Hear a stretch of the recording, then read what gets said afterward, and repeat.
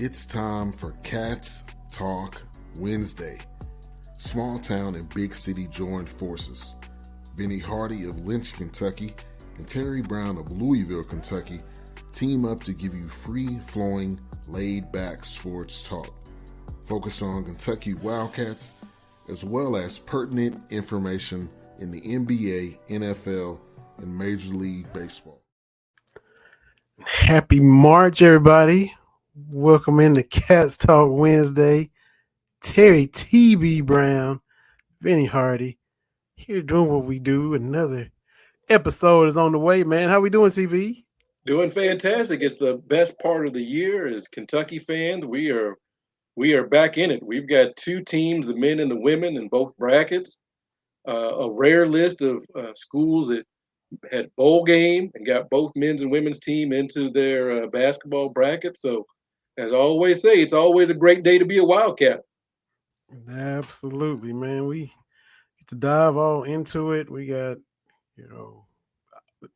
it's wall to wall tomorrow, noon to midnight, Thursday, Friday. Here we go. We got a couple great guests, friends of the show. Both of them been on here before. Daina Falk at The Hungry Fan on Twitter. We chopped it up and talked food and sports with her.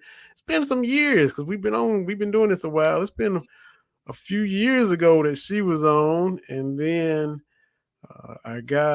your guy, y'all caught loose balls together on the regular courtside at Rupp Arena. That's right. Randy Newman from Big Blue Express. He's coming up at about 7. I'm gonna get the link to Daina right now. She'll be on here right here in just a second. But man, it's like you said, you had the shirt Kentucky, January, February, Kentucky, rather, as I butcher it. Yeah. January, February, Kentucky, because here we go. That's right. It's always fitting, especially when it comes to the SEC. When it comes to the postseason, and you look at what Kentucky's done in the SEC, and you look at all the records Kentucky has in the NCAA tournament, it is Kentucky time. Always Kentucky time. So I'm looking forward to, and I know we'll talk about the bracket in some detail when Randy comes on, but I'm excited. Watched the play-in games, watched Texas Southern and Texas A&M Corpus Christi and Wyoming and Indiana last night. Indiana won the play-in game, so good for them. Good for Indiana. Yes, and they seem quite happy with themselves for getting in to advancing to Thursday. It's essentially what they did. Good for them. Good for them. I'm happy for them. You and I learned that Mike Woodson was an IU alum when we did Believe in Kentucky with Tony Delk. We didn't even know he went there and played there, so we learned that, and now I had no idea. We didn't know. TD told us, and we were like, oh, and now he's coached them into the tournament. So, all right, good job, guys. Good job, Hoosiers. KP comes back home. In that news, as far as Louisville goes, Kenny Payne is going to be coaching the Cards. Good for them. I rooted. I was a Louisville fan a long time ago, '86, when Kenny Payne was on that team that beat Duke in the final. Milt Wagner's free throws iced the game. So I've been a Kenny Payne fan longer than most Kentucky fans because I was rooting for him way back in his playing days. So right. Good for Louisville. Now, my only caveat is, without any head coaching experience, let's not try to do too much. Because if you check the landscape and you look at schools that brought back former players to coach, the returns are not great. I don't know if Patrick Ewing is going to get another year at Georgetown. I mean, they were winless in the Big East. Like it was bad, and that's hard to do. Yeah, you would expect to catch somebody sometime slipping, but they never did. You look at Chris Mullen at St. John's. You look at Clyde Drexler at Houston. Penny finally turned it around at Memphis. Yeah, he did. But it's still not what they thought they were getting, even at this stage. Now, if they're able to beat Boise State, Got my Boise State hat on. In the first round, and if they're able to kind of shock a lot of folks with Gonzaga, that's a different conversation. But as of right now, I don't know. So, yay for Louisville, but this was a feel good hire. I don't know if the X and O's work out. I don't know if he can do the program building, but this was something they needed to bring that fan base together because it was scattered. That's true. We can keep this going and all sorts of other conversation with our guest, a friend of the show, been on here with us. It's been a minute. It's been a few minutes, but she has been on here with us before. It's been too long, actually. But since we're on Roku now, so she is backstage, TB. She's in the green room. In the green room. The founder and the face of the Hungry Fan. We talked about that with her when she was on. We're going to talk about that again. She's the curator of the Sports Fans Game Day Experience. She's a flavor maker. She's a TV personality. She's a professional sports fan. She is a Duke grad, and we still forgive her. We still got love for her. She's a Duke alumna, Duke grad. We'll talk about that as well. We're talking about none other than Daina Falk, TV, the Hungry Fan. Daina, how are you doing? Welcome in here with us. I'm good. Thank you for having me. Thank you for stopping by. We apologize. It's been forever since you was on here with us. It's okay. I still follow you guys on Twitter. I see what you guys are up to. And, I feel like it's been a minute for like everybody. And by a minute, I mean like 2 years. So. Yeah, time has stopped meaning what it used to mean in 2019. Because I'll be talking about something like, oh, that just happened. Oh, no, that was 2018. Or, so I'm right there with you. Like I was just at this play. I was like, literally the other day, I was like, oh yeah, I was just in Lake Placid at the U.S. Training Center, like watching them do the ski stuff. And then I was like, oh wait, that was 2019. Just kidding. Unbelievable. So speaking of stuff that was caught in that time warp,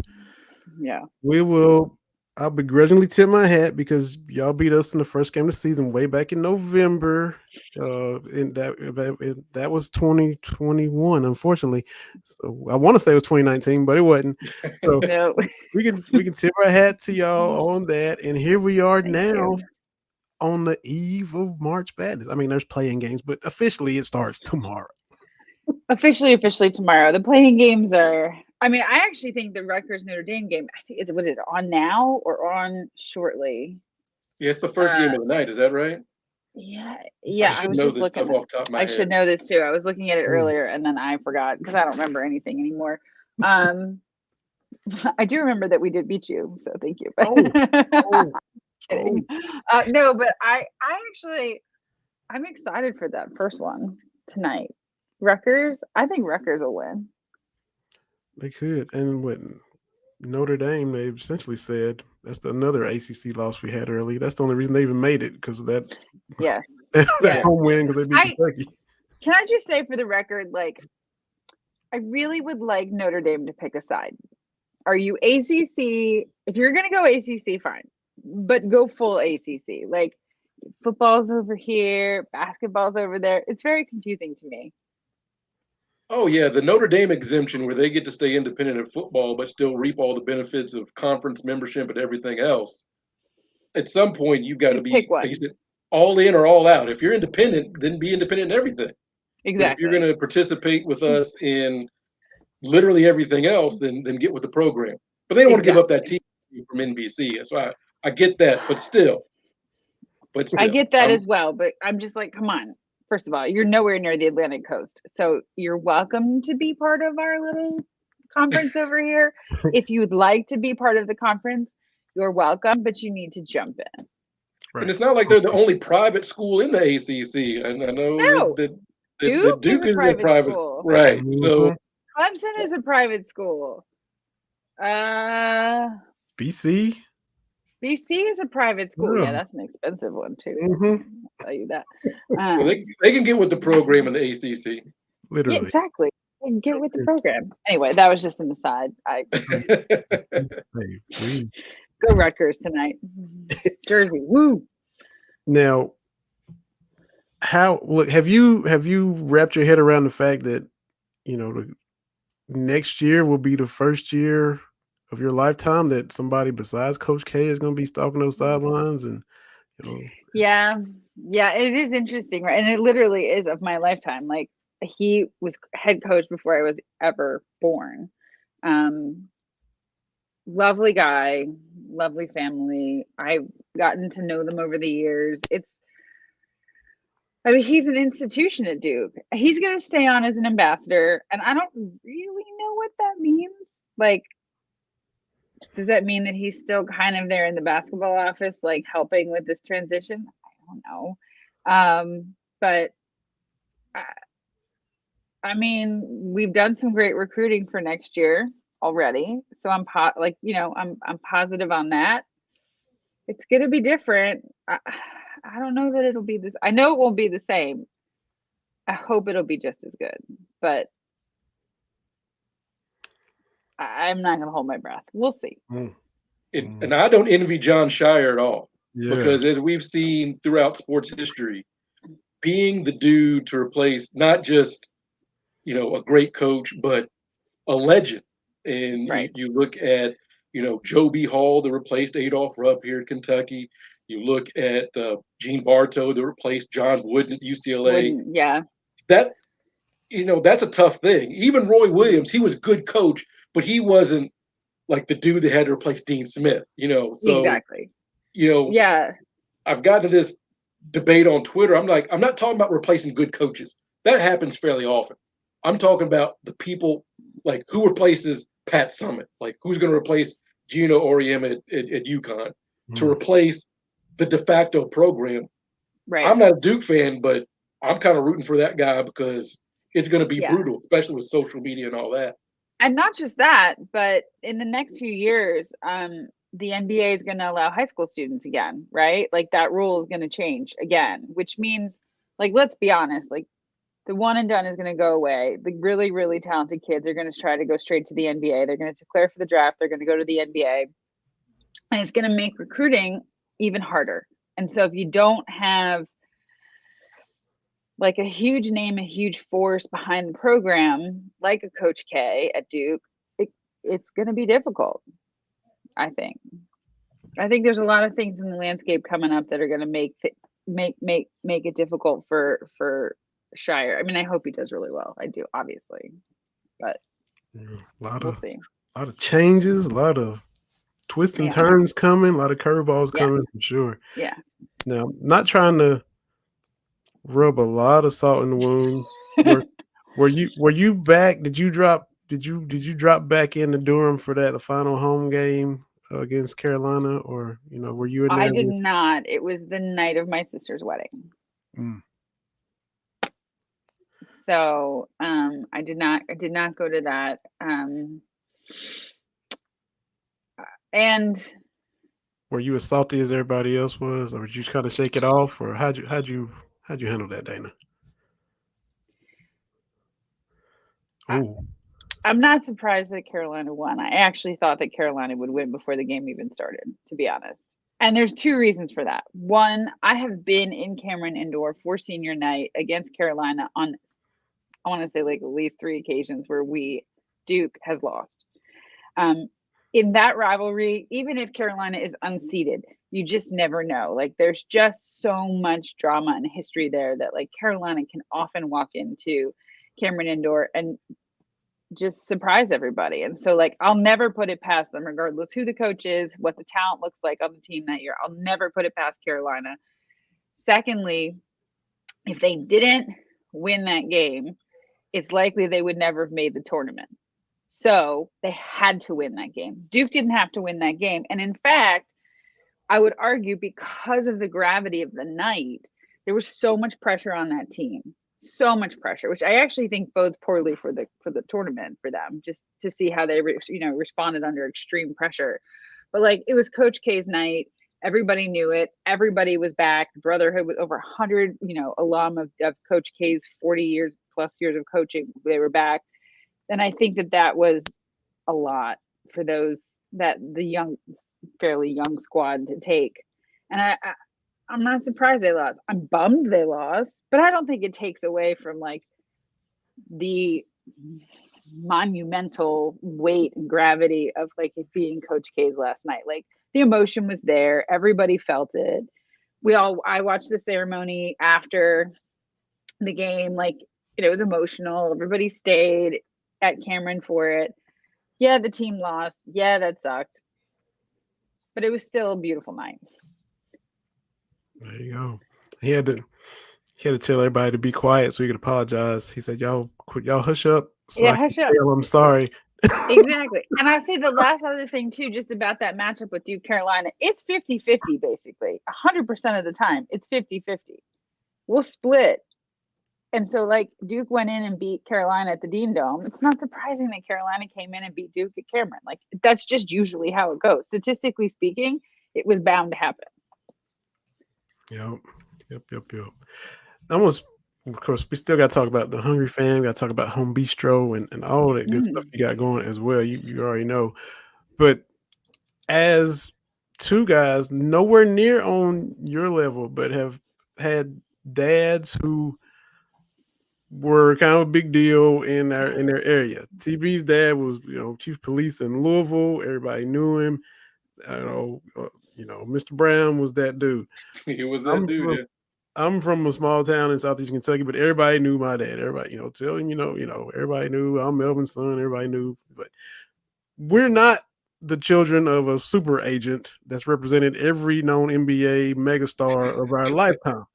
So we've had this conversation about how, how do you kind of, you not bristle at who your father is. How do you become your own person? How do you kind of carve your own niche? TB's like, didn't want to go into law enforcement. Like my dad wanted to, get a whole different path.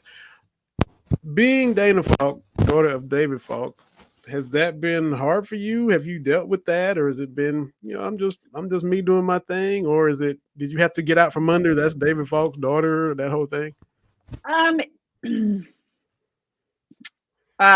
There's a lot of answers to that question. There's a longer answer. The short version is I still consistently get introduced as David Falk's daughter, and sometimes they don't even say my name. Even when, like, I'm going on a show or I'm doing a thing, they're like, "We're joined by David Falk's daughter. So tell us about blah, blah, blah." And I'm like, I have a name. And that's like, can be a little frustrating, but he's been amazingly successful and he's a legendary sports agent. And by that very fact, it has opened doors for me just in the world of sports and bestowed upon me this incredible network of people that I can call upon. So while of course I would love to at least be acknowledged by my first name, it's really nice to be able to have that. And I'm really, really fortunate and lucky to be able to have that. So, it's good. It's frustrating at times, but it's good. I think it's probably good that I'm a girl and not a boy. Right. So, it's helpful. That's true. And I have all my hair. So like that, Dad. There you go. Yeah, so I know we talked about it before, so I gotta ask Daina about that when she comes on. I think everybody, like, you can choose whether or not you want to have a chip on your shoulder. That's your choice, right? And if you want to carry that chip around, you can do that. That's fine. Or you can use it to motivate you, or you can just say, like, who cares? I'm gonna go live my life. I'm gonna do my thing. There are doors that are open to me, or like, if I get caught doing something, it might be okay because my dad's police chief, whatever, like, whatever, So I think it's your choice what you do with that, whoever you are, depending on who your parents are. You don't pick your parents, but if they give you some good stuff, it's your choice what you want to do with them, or less good stuff for that matter. Yeah, that's what my dad always said. It can be a blessing or a curse. It's really up to you. He said, because I ain't changing.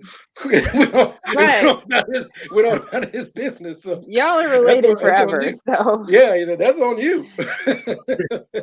I agree. I think it's on you. And I think there's days where, like, you probably struggle, where, like, there's days where I'm like, just use my first name, please. Like, hello, I'm a human. I have a name. And I have done things, and I have a CV, and I would like acknowledgement. But then there's days where you're just like, I don't care. It's fine. Like, I'm here because I was given the opportunity by virtue of whatever.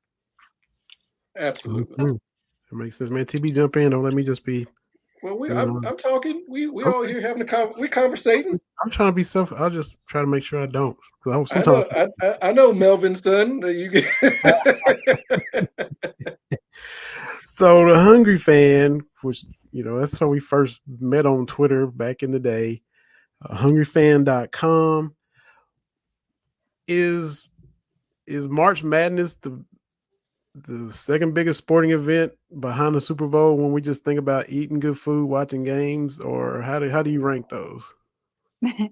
Honestly, the first thing that just came to mind is like March Madness is the Hanukkah to Christmas, right? Like March Madness is Hanukkah, Super Bowl is Christmas. We're like Super Bowl is like the one night and you just go crazy, and Hanukkah's like the 8 crazy nights, and like all the kids who celebrate Hanukkah are like, we have a holiday for 8 nights. And March Madness is like 3 weeks long. I don't know if that's even relevant, but like that's what I just came up with in my head. I mean, the Super Bowl is the second largest food holiday in America behind Thanksgiving. Americans spend 15.1 roughly $billion a year on food and drink for their Super Bowl parties, plus like merchandise and stuff, which is absurd. In terms of popularity for March Madness and food, it's interesting because like it's a Wednesday night. How many of us are throwing a home gate tonight for these playing games? Like probably not many. And because of the timing of some of these games, it can be difficult. It's usually like me with like a yummy spread on my coffee table in front of my TV, like watching the games on like a weeknight. And it's a school night for a lot of people too. Whereas like Super Bowl Sunday is a weekend thing and we build up to it. But that being said, we actually ran a snack bracket challenge last year during the pandemic in conjunction with like following along with the calendar of March Madness. And um, unsurprisingly, America's favorites like wings, nachos, queso, which is considered separate from nachos because I guess you dip into the queso, but the queso is already on the chips for you. Very, very popular dishes. And not surprisingly, what people are eating in mass for March Madness. Does that answer your question? Yeah. Yeah. It's the Hanukkah. So you hit us with that. You hit us with that knowledge. Well, I just feel like because it just keeps going. Like this is March Madness is the gift that keeps on giving for weeks. Especially if you're a Duke fan or Kentucky fan, because you just naturally assume, Kentucky plays Thursday. You assume Saturday, and right. If you're a blue blood, you assume, well, what am I going to do for the Sweet 16 Elite Eight? Like you've already kind of planned out. Like I don't want to get wings Thursday because I might get them on Saturday. Right, exactly. And the thing is, yeah, I'm sorry. Go ahead. Right. No, you're right. I'm sorry. I totally interrupted you. But I would argue, like, in the event, I remember years ago, Duke lost early to Syracuse. And I got really pissed. I was like, oh, how did we? It was like second round. We lost in the second round. And I was thinking, like, well, I already have my party set up. And I'm not going to not throw my parties. Like I got my viewing party set up. I'm just going to serve a lot more booze. Yeah. Who cares? We just serve more booze. I'll drown my sorrows in my cups. Yeah. You go from rooting for your team to just be. I say you put your hater on. Like when Kentucky gets eliminated, I'm hating everything else. I'm watching, and they're talking about Michigan State. I hate Michigan State. I'm eating my wings in anger and simply a little something. You just flip that switch. That's all you gotta do when it comes to March Madness. You just pour some haterade instead. Like you just a little bit more alcohol, possibly, if that's your thing. I'm not saying like alcohol is the solution, but for me, it's my haterade, and I'll just drink that while I eat my wings. And I'll have feelings about it. Yeah, absolutely. But I'm still watching. I'm not watching. Just because my team loses doesn't mean I'm not watching. Right. Yeah. Just the frame of mind changes. That's it. Exactly. Just a little angry, a little bitter. I'll get over it. Yep. That's it. Have some bittersweet chocolate with it or whatever. I don't know. So you got gear on the website. You got appliances. Tell us everything you got going on here that you own. So Yeah, right now at Hungry Fan, it's a little bit of a marketplace.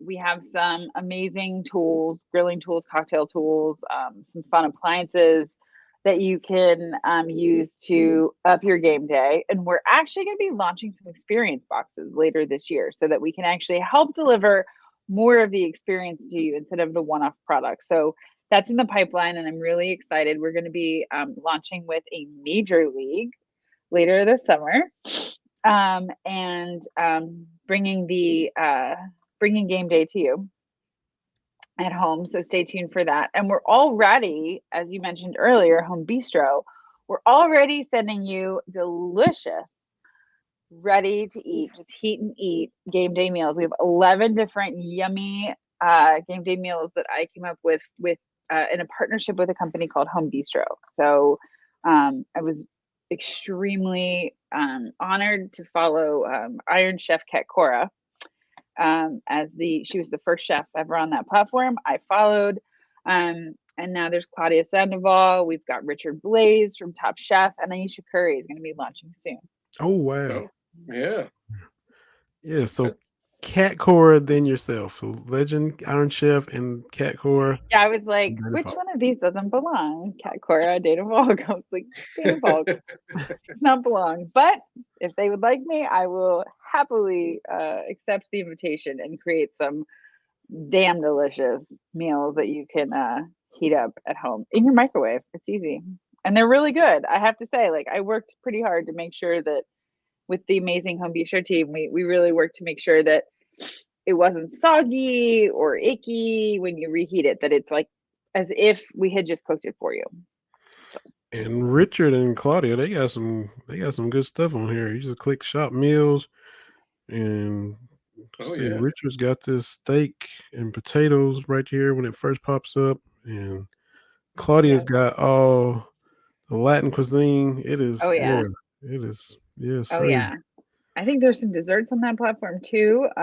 And I have to say, like, I feel like the Hungry Fan meals are definitely your go-to meals for game day. Like, they're the cheap type meals that are not necessarily the healthiest, although some aren't bad. Like, there's a couple that are lower in calories, but they are perfect for a weeknight at your coffee table in front of your TV watching March Madness. Absolutely.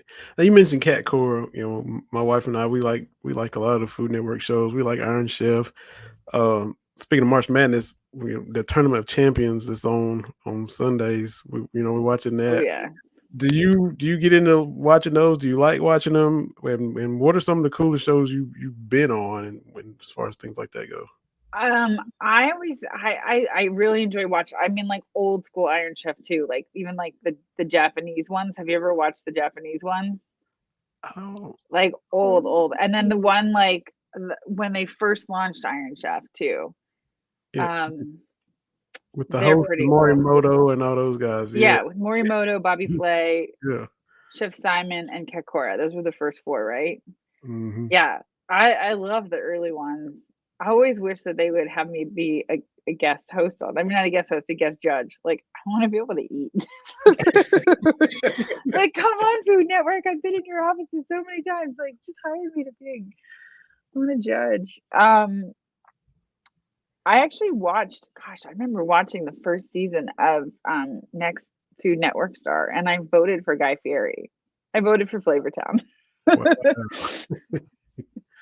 Awesome. Now he's like everything. But I love his show, Diners, Drive-Ins, and Dives. I love how it promotes like the local tiny little hole in the wall spots. And the thing is, they're spot on. Like, when you go to, I've been to some of the places that have been featured, and the food is so good. They're no frills, not fancy, and they're delicious. We went to this season is old too, but Jake's Good Eats outside of Charlotte. It was one of those places we saw, and we were over there. Like, yeah, let's go in there, and it was everything was good. I'll start making lists of just stuff in my phone, like if I'm in a certain place, some little off the beaten path place I've heard about, just to try to scratch some of those places off of your list, because you don't know if you'll be there again. Oh yeah, I've been here. And exactly. You can't travel and go to Applebee's. Like, you can't. No. I mean, Applebee's is fine, but I'm not going to go to another city and go to something I can get around the corner from my house. Yeah, I'd rather eat good in my own neighborhood, and when I'm in someone else's neighborhood, I'd like to eat something unique. And hopefully something that's not going to cost me $500. So give me something that's going to Yeah, be good in my wheelhouse. So we like exactly. Guy Fieri as well. Yeah. He's fun, he's unique. He is who he is, and that's why I voted for him all those years. I think I was in college when I watched that show. I'm So, yeah. dating myself, but Triple D and Triple G. You watch both of those.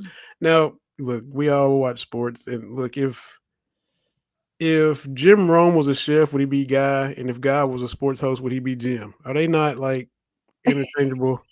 Am I wrong that's here? funny. Or That's I mean, funny.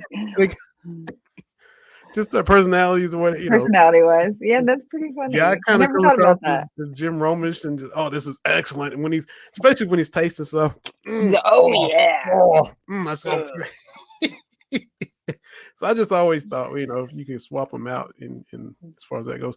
You talked about wanting to be a judge on Food Network. Like, I don't know, maybe I'm wrong because you know way more than I do. But sometimes, when, these judges, especially like an Iron Chef or something like that. I mean, these chefs are top notch, or a Beat Bobby Flay or Chopped or whatever. Top Chef, that one too. Um, this food is impeccable. They've busted their butt to make it in 30 minutes, and then like, how can you nitpick? Can we really nitpick this? Really? I mean, I'm I sure know. it's gotta be excellent. Like, are we really finding that many mistakes? Or are we just doing that for TV, or what? What do you let us enlighten us? Having produced a reality show, I can tell you that any Food Network show, I didn't produce it. It wasn't on Food Network. It was on BET actually, but reality television is reality television. Good TV is highly produced. Everything that you see on reality TV that's a surprise, it's not a surprise. Nothing's a surprise. There's no surprises. Everything's already filmed.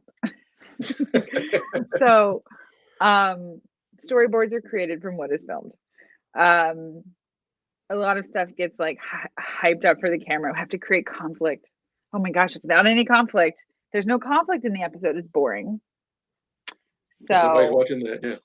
and nobody's watching that. Like, if everything's just great, you're like, oh, okay, everything's great. But like, oh my goodness, like, I'm not sure. Did the secret ingredient flavors come through? Oh no, did you forget your secret ingredient? Oh well.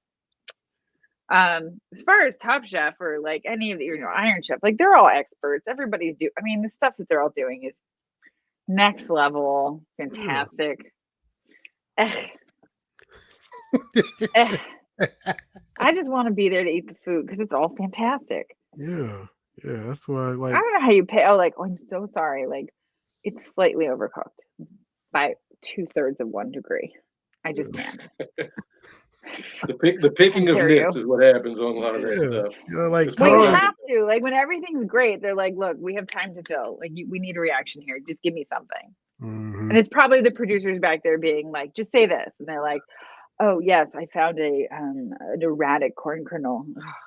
Just can't. because like on Tournament Champions, they got it's all randomized now. You got to spin the wheel to see what the protein is, see what the vegetable is, see how much time it is, and then some Stressful. kind of kitchen tool you got to use, and then you have to do like tilapia in a blender, and you need to work in some okra, and you have to do it in 20 minutes. It's something crazy. And so then these legendary judges come in, and they're like, I just thought it was a little bit nitpicky, but it's fun to watch. And there have been some upsets, just like March Madness. We've had some 8 seeds beat a 1 seeded chef, and it's fun to watch.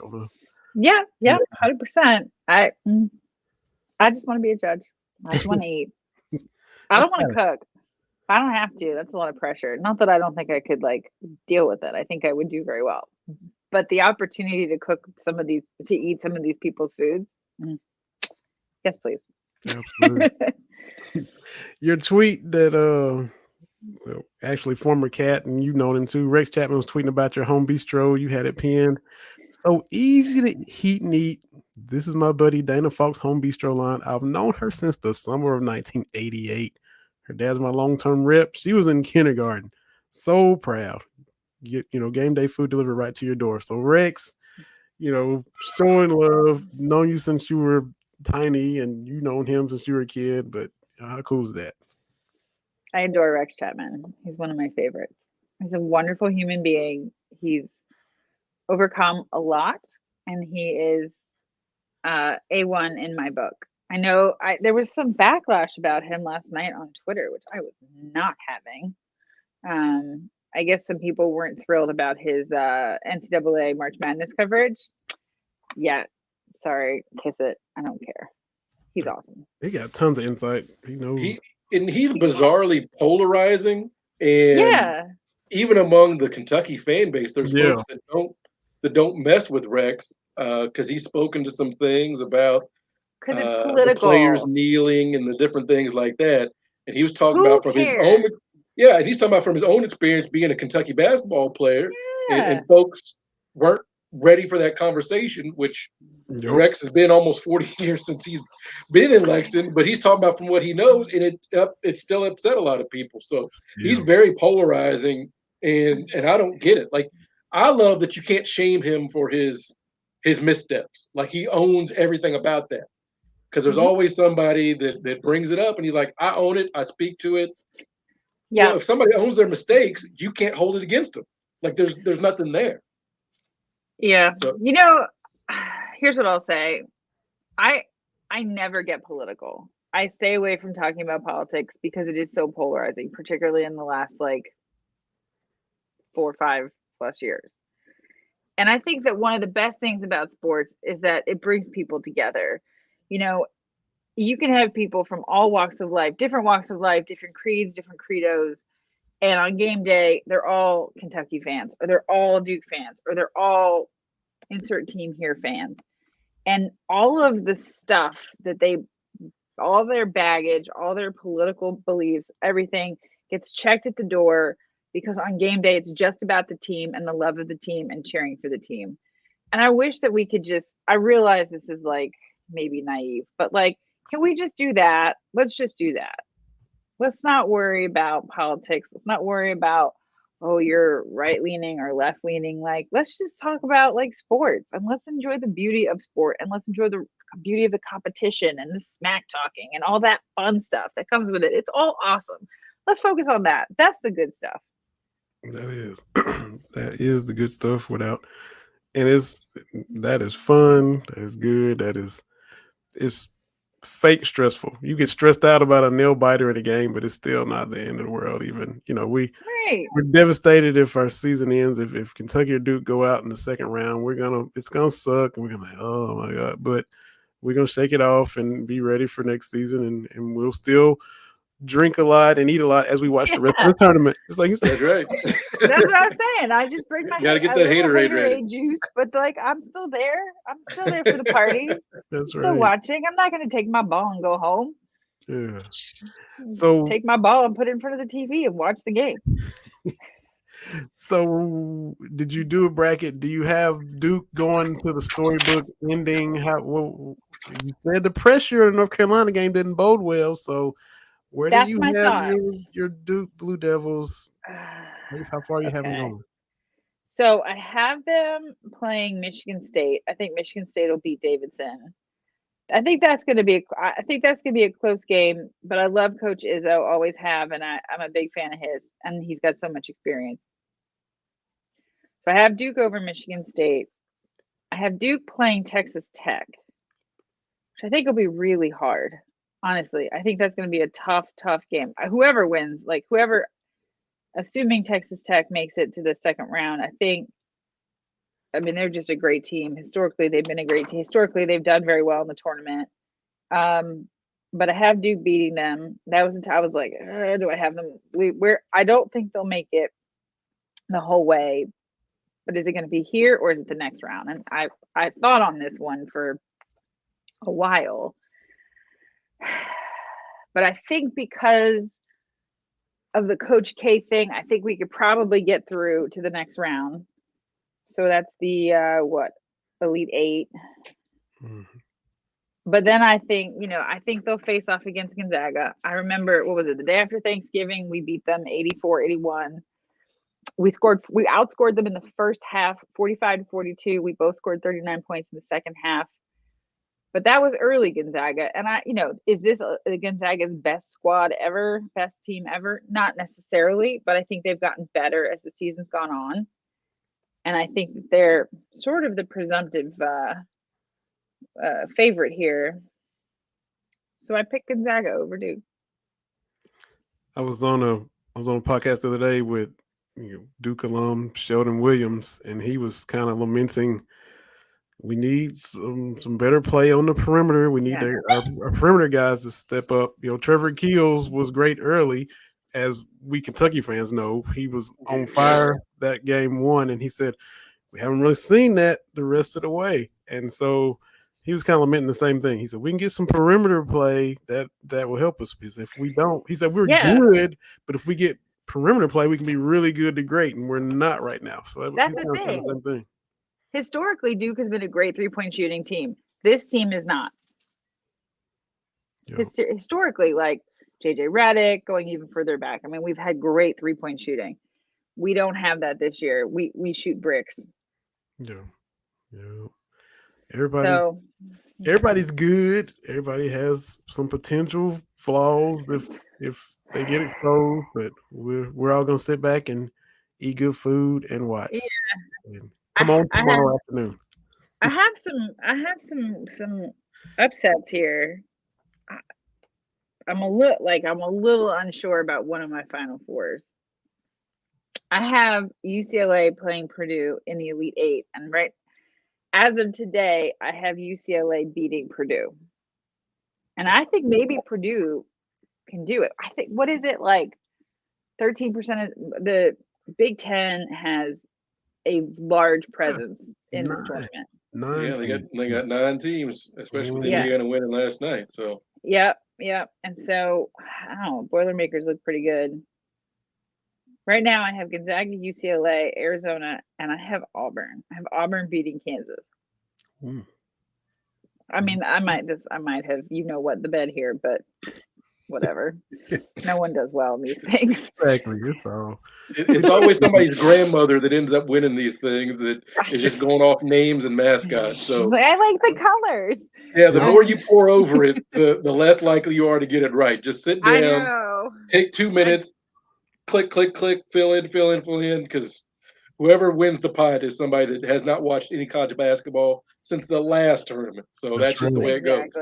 Exactly. But I will say, 2 thoughts. The Pac-12, first of all, are they going to be the Pac-14 soon? What's happening there? But Pac-12 is relatively not that good this year. But UCLA their starting 5 is the same starting 5 they had last year that made it to the Final Four. And that guy, I can never say his name right. I want to say Jamie Jack. Oh yeah, Jaquez, I think. Jaquez, is it Jaime? Yeah. Jaime, Jamie, not Jamie. Yeah. Jaime Jaquez. Yeah, I think that's how it goes. Sorry for butchering his name, but people butcher my name. JJ Junior, JJJ, Triple J. He's healthy this year, and Baylor's not healthy, right? So I have them taking I have UCLA beating Baylor. And because UCLA, this particular team, has Final Four experience, maybe a little bit of vengeance to get back there. That's my thought. Mm-hmm. Hey. Probably overthinking all of this. Like you said. No thought is ridiculous at this time. I mean, I did one bracket. I had Providence going. Everybody's looking at me crazy because and I'm like, but we break it all down and get into it and say, and analyze it. And look, it's chaos. Anything's literally pretty much is on the table. Even though we try to say, well, because of this, they can't make it. And then we'll turn it on tomorrow and it'll be anarchy like it always is. And like, whoa, nobody saw that coming. Well, we should have. I hear you. I mean, like Sister Jean might bring it again this year. So who knows? Like Sister Jean carried out Loyola Chicago through 2 rounds last year. Mm-hmm. I have them playing Villanova, and I was like, I'm sitting here. It's like coin toss. I don't know, Loyola Chicago or Villanova. What's Sister Jean up to that day? How's her conversations with the big guy going that day? Yeah, she's still traveling around. I saw her She's this still year. there. She's Yeah, 148 years old. You know. yeah. She made it. I've decamped. I'm in Des Moines, Iowa now. I got married and Oh, moved. So congrats. Loyola Chicago played Drake. When was that, Vinny? I don't know. Like we said, time doesn't mean anything, but she's still, they still got her kind of wheeling around. She's still there. So I if think Sister Jean's involved, she's 97. I think she's yeah, 97. Is that all? I thought she was 100. I thought she was already over 100. I don't I know. I I'm don't know. putting 3 or 4 years on. I'm sorry, sister. I'm sorry. I don't know. Sister Jean, she just yeah. So she she's back takes a at it. wheel. You never know. So I'm just saying, like, I still think Tennessee will come out of that matchup. Whichever, if it's Villanova or Loyola, Tennessee looks good. They won the SEC. Yeah, They had some big wins. They beat you guys twice. Sorry. Lord have mercy. Yes, they did. And hate to get in any kind of credit, but they did. They did. Well, they used to be good, like back in the day, and then it was really quiet there for a while. Their women's team was a solid team, and now they're back. So good for them. Yeah, I gotta give them credit. I didn't see them doing that to us on a neutral court. Look, we struggled in Knoxville for 60 years. I mean, Dan Issel and Adolph Rupp had trouble in Knoxville, but I'm like, okay, they won in Knoxville. We'll get them in the tournament, and they clamped us down. We couldn't throw it in the ocean, and they got us again. But you guys got to come back hungry this time. You're gonna come back hungry. I think you're gonna play Murray State. Murray State's a tricky one. They're what, 30-2 right now? And being haven't lost since December 22nd when they lost against Auburn, I believe. And being an in-state school, it's always a tough game. Thank you, NCAA, for that. Yeah. For always setting that up. Yep. Yeah, you guys definitely got a difficult draw. I think you guys got a tough draw. But if you can beat Murray State,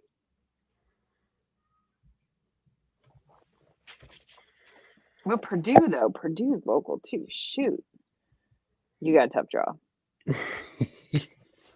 So you got to be ready at this point. Bring on whoever, because yeah.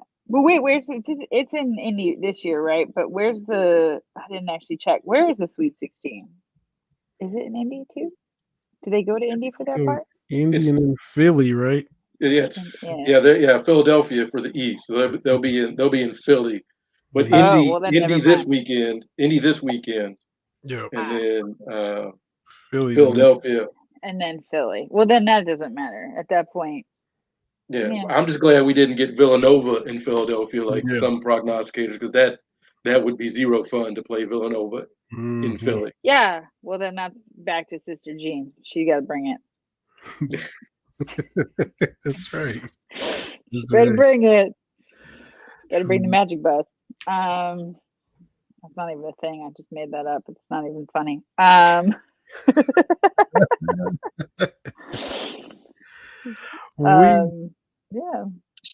We have had a blast having you on here. Sorry, it's been 7 years since whatever it was since we had you on. Has it been 7 years? No way. I think it might have been. I have to go back and look at that episode. It's close, because, like I said, we've been doing this close to 9, so it all starts running together after a while. Because I'll just be going back to the archives. I'm like, well, we haven't had this person on, or I'll see a tweet that you'll put out, and I'm like, well, we should get Daina on again. But things that happen. But I'm glad it worked out this time. Oh, me too, Wilson. Thanks for having me. I know you got other guests lined up. I can talk about March Madness all night and dissect these brackets to into literal madness, which is why they call it March Madness. But I will tell you, I'm going to say at hungryfan.com, if you check out hungryfan.com, we did a little bit of digging, my team and I, into the history of March Madness, why it's called March Madness, where it comes from, and like who coined the term, how did it become the thing, and it's actually still there, Daina? Froze up a little bit. Crazy good. Did I just get? Oh, I froze up for a second. Sorry there, guys. I guess that's my cue. It's time to leave. You had that cliffhanger about the history of March Madness real quick.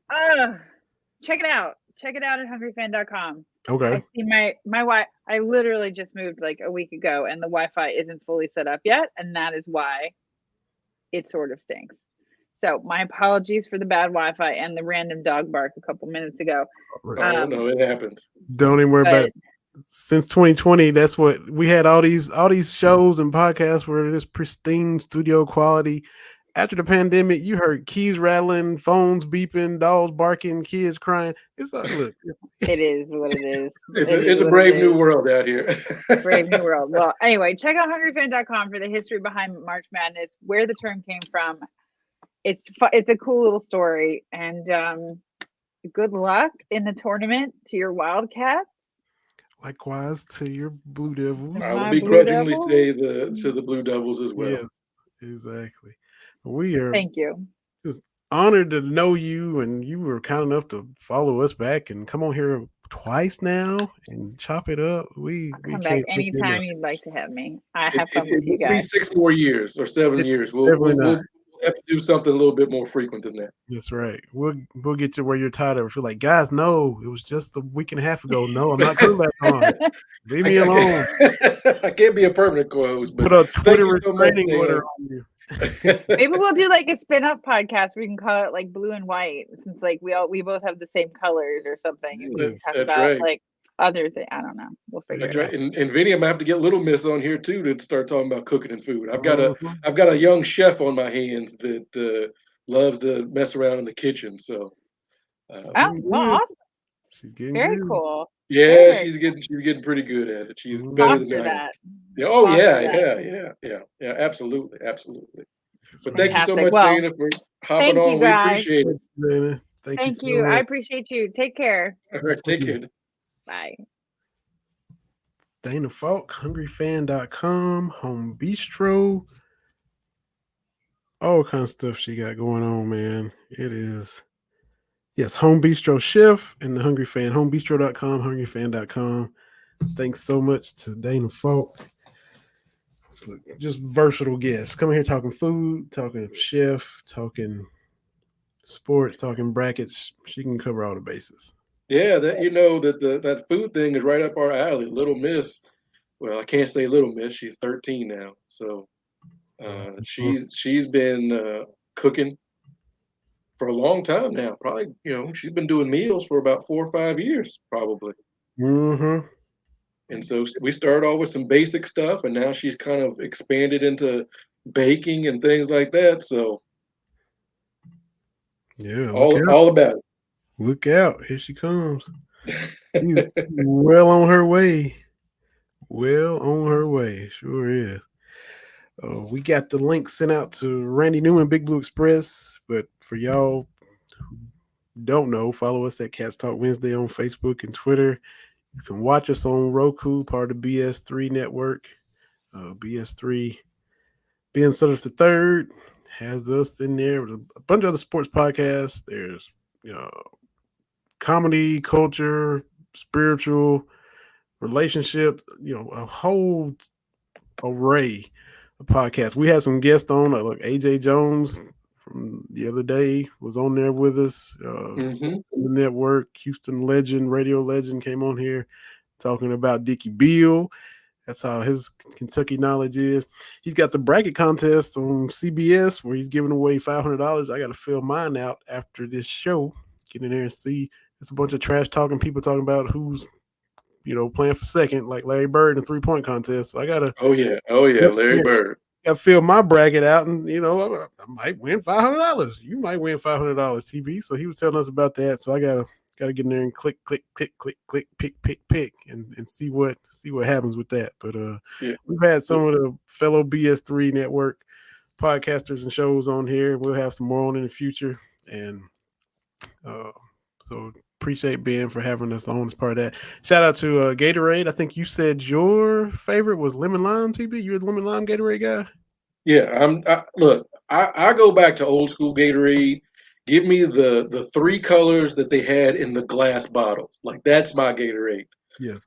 My girl's like, it's a cherry ice. It's white, but it tastes like cherry. Yeah. I like lemon lime. Like I said, back to the glass bottles, way back when. See, I don't sing, but you going back to the Gatorade is thirsty for that Yeah. beat down body is thirsty. Yeah, Yeah, I've been Gatorade since before it was Be Like Mike. I was that Gatorade when it didn't quite taste right, but it was better than being thirsty. yeah. Cause see that lemon lime, we gotta bring our guest on because he can talk about this with us. That lemon lime, I couldn't get with lemon lime as a kid. I was orange and I was fruit punch, but that Yeah. lemon lime, it was kind of a little thick. It was a little bit weird, and we will bring in our guest right now. You can follow him at Big Blue Express. He taught taught us how to catch basketballs courtside at Rep Arena when we used to cover games with him.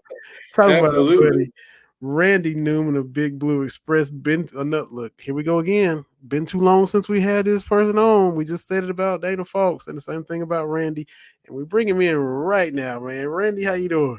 I'm good. I'm doing good. Excited. It's like Christmas Eve. Now, you obviously, as we look at the core there above your head, Yes. you're diehard, and you've been covering the Cats like we have, where it's a hobby that became more than a hobby. You love the Cats, so here Yeah. we are, 3 years out from our last taste of the tournament. Where are you this Wednesday? To me, it's like Christmas Eve. So where It are you is. right now? I mean, I'm at home. Is that what as far as physically, I'm home. I'm not traveling. It hurts to not be there. This is the first time not being at the tournament since 2016. Funny enough, Des Moines, Iowa was our first NCAA tournament we ever covered. So I believe that you're familiar with Des Moines now. I am, and the restaurant where Cal ate, they still have a sign, Coach Cal ate here. I need to get a picture of it. We need to go there. It's still a big deal. I've talked to a lot of locals, and their whole thing is because they lucked out. It was Kentucky, Yeah. Kansas, and Indiana were all Yes. here. And the feedback I got from a lot of folks that came here then was it ain't that bad. Like, they went to Yeah. Iowa, it ain't that bad. that's They that's they the were the Cal nicest motto. people. Nicest people, I swear. It was Yeah. like, it's like Pleasantville. I was just waiting, like, these really how they are? It, But it really is, and I'm learning firsthand because after that bowl game that we had Kentucky and mhm. Iowa, I've been wearing as you can see, I've got all kinds of Yes. Kentucky stuff, and it's like, Yes. oh, heck of a game. Both teams played real hard, and I'm like, I can't trash talk people like this. Like you No. can't you Yeah. can't go to Mayberry and start trash talking people. So they're great True. people. So they That's went. right. Iowa people are the best. Yeah. Gotta She's not You're in the other smart. room or anything. You're smart. the Iowa people really hit you with the Rasheed Wallace. Both teams played hard, my man, after the bowl game. Yeah, they were very nice after the game. I mean, of course they want to win, but for them, they're the most realistic sports fans. And what I mean Yeah. is, when you look at football, and Kirk Ferentz has been here for 20 something years, 10-win season this year, but it was his first 10-win season since like 02, 03, those Brad Banks teams. But they're like, hey, Wow. he's doing pretty good. Yeah. Like they don't want to be Ohio State or Michigan. They beat Ohio State, Michigan every now and then. Right. Beat Iowa State like 7 or 8 times in a row, something like that. Uh-huh. And they're like, hey, that's great. Their basketball team, both their basketball Yeah. teams win the Big Ten conference tournaments. And they're like, this is great. If they make the Yeah. Final Four, if like the most Yeah. realistic fans ever. Like they're not Yeah. expecting, like they're not Kentucky fans when it comes to that. I'll Slightly put it like, different than BBN. except wrestling. Now Iowa wrestling is a different animal. Oh, yeah. Them people is for real. Like they've won 24 championships, 8 runners up. They are it now. That is different, They're real. but Yeah. everything else they're pretty good. But enough Cool. about me talking, Randy. How are you Yeah. guys doing with this COVID? This everything going on with Yeah. the world? We're doing good. We're it's been it's just hard to believe, that it's basically been 3 years since postseason basketball. I mean, I can't. But we're doing really well. So I'm just super excited to get. That's something about the NCAA tournament is like Christmas anyway. but having had no tournament for Kentucky for 2 straight years takes it to a different level for me. Like, my excitement is off the charts. Yeah. So looking back on, the 9-win season last year and everything Yeah. that team kind of went through Mhm. before, here we are Wednesday before the tournament, looking just back on this regular season, where are you Mhm. with this team? Because this team to me seemed like this was the perfect antidote to what we Yeah. went through Yeah. last year. You couldn't have, in my mind, drawn up a better remedy for what fans went through last year than this team. These players, just everything. I mean, Oscar Sheboy, of course, alone would cures a lot of ills, but Yeah. so does these other guys. I mean, whether it's Kellen Grady, uh, Xavier, I think, and this team is, I know that we're not happy with last week, but I mean, it's the SEC tournament. Nothing was going to change anyway. Clearly, even if they won that thing, they weren't getting a 1 seed. I mean, even though we thought, man, maybe they get a 1, clearly the committee didn't care that much about what the SEC did in the tournament. So, I think that'll get their head on straight. They've got all the pieces. They remind me of a really, really good Tubby Smith team, sort of, except they also have Tata Washington. But they remind me of, whether it's Chuck Hayes, Eric Daniels, um, Gerald Fitch, like they've got those veteran, really good players. It's just not your typical Coach Cal team because it's not based on all freshmen. But it's been a lot of fun, though. And I would say this year's team. This is a Kentucky team, right? You're going to have one guy maybe that's in the National Player of the Year, All American Mm-hmm. conversation, a couple of All SEC guys.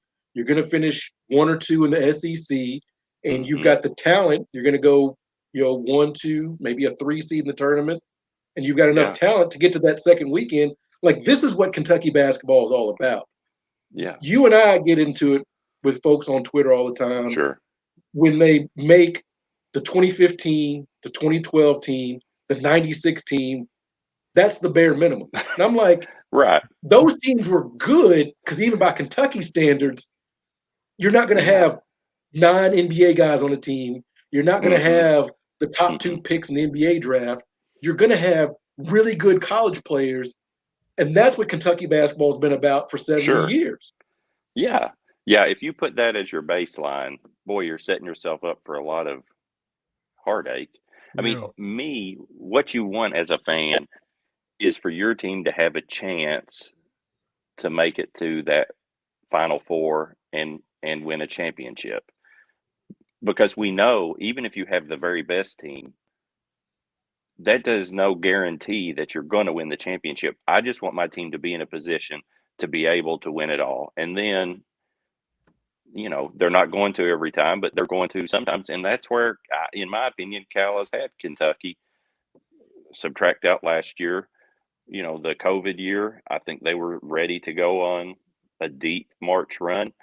You take the season before, PJ Washington, Hero, that group. I mean, they're an overtime away from the Final Four. Easily could have won the championship. So, I mean, I think the vast majority of his teams have been playing their best in March and had a chance to cut down the nets. So that's what So you you're want. not going to run Cal out of town. Is that what you're saying?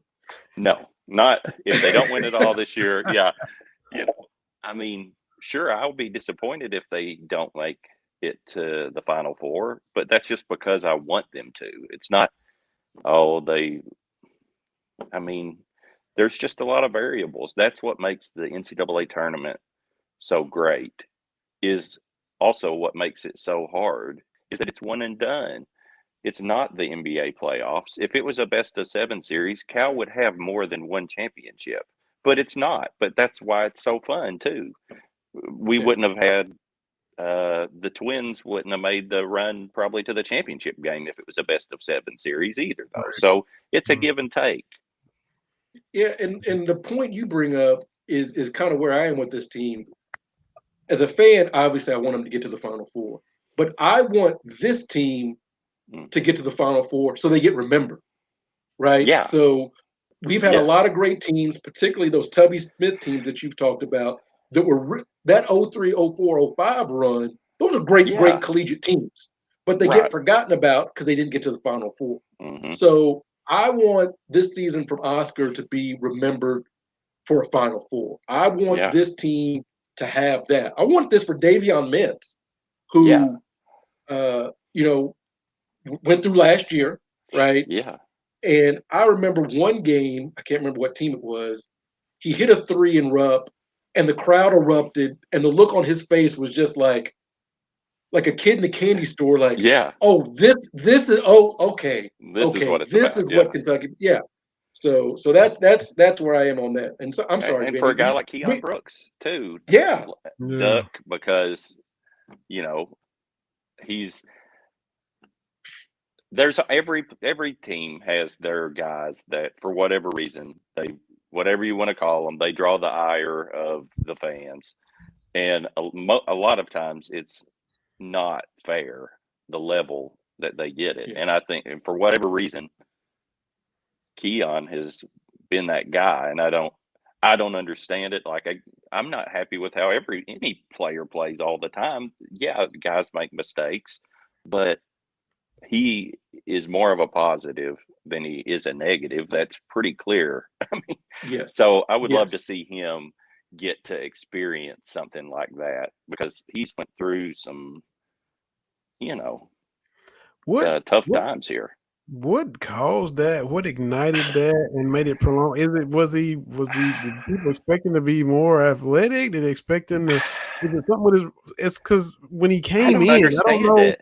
The bar was so high, and he just wasn't what they thought. I don't know what But spawned this. Is what I'm his trying to say. freshman season, he came on at the end, had a good game. That last game against Florida, I felt like fans felt positively about him.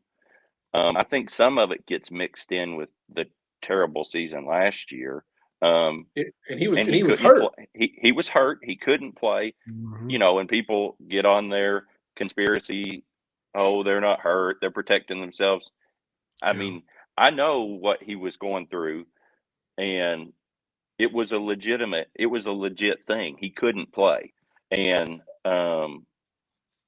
so I think some of that, and sometimes some in the media, not pointing any fingers at anybody, but they can kind of zero in on a guy, and it kind of gets the masses, on that guy. And I know the big thing is, well, we don't like the long 2-pointers and Oh all yeah. that stuff. But I Mhm. mean, you know, he makes a lot of those. And yeah, sure, time, score, situation. Sometimes there's a shot but there's been plenty of other guys that you're like, oh boy, that was not the time to shoot that shot.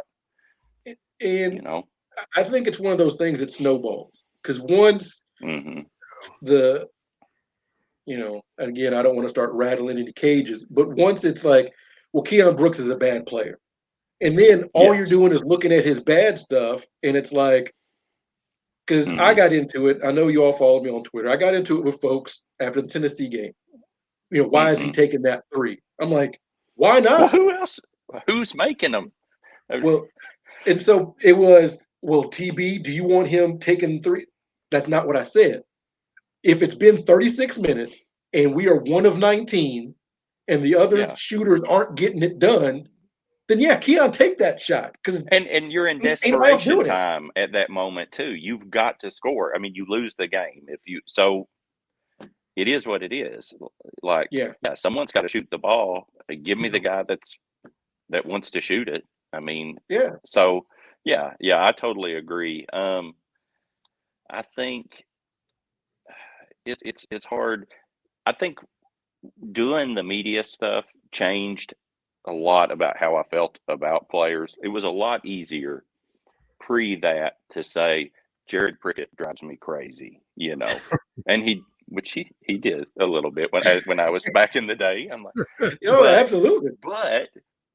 but when you sit down in front of them and see them after a game, after a loss, and how devastated they are. Like, there's hardly anything that annoys me more than, well, they didn't want it, or when fans act as if they're more upset about losing than the players are. And I'm like, it's just not true. I know you're upset that you lost, but those players are devastated when they lose too. They don't, they don't want to go out and lose. Yeah. And I've said that to folks, like, until you're 6 feet away from an 18, 19-year-old trying to figure it out, then I don't want to hear these kids don't care. Because they do. I mean, and Cal says it, and people get upset, but nobody hates losing more than the players and the coaches.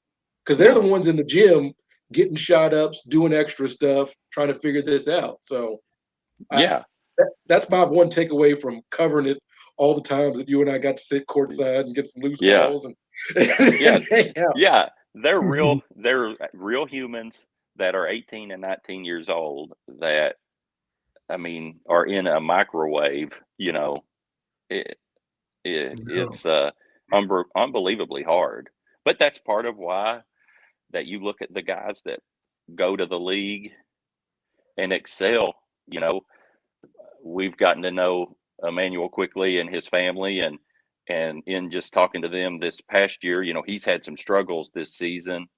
Went through a cold stretch, and Knicks fans are BBN on steroids. Yeah. But what he said is, family, I survived Kentucky. I can survive this. You go through, if you make it through Kentucky, you can, you're ready and prepared to go through what you might go through in the NBA, even if it struggles. So it prepares guys too, but man, it can be brutal sometimes. Yeah, and I think I was on the Knicks podcast last year, and they are like us, but the goodwill Quick had with us, that does not matter at all. It's what have you done when you got here? What can you do? What you got? Sure, I mean, okay, we drafted him out of Kentucky, but now look, it's all about what are you gonna do for the Knicks? It was, and I was just listening to it, and I was like, whoa, wow, and I was getting a perspective. I was like, it's tough. It's tough. It's crazy. Yeah. Before I know you got a little time thing. I understand. Let's talk through this bracket. Okay, Randy. I've got my bracket here. So starting in the West, Gonzaga is the 1 seed. Well, who do you have Gonzaga coming out of there?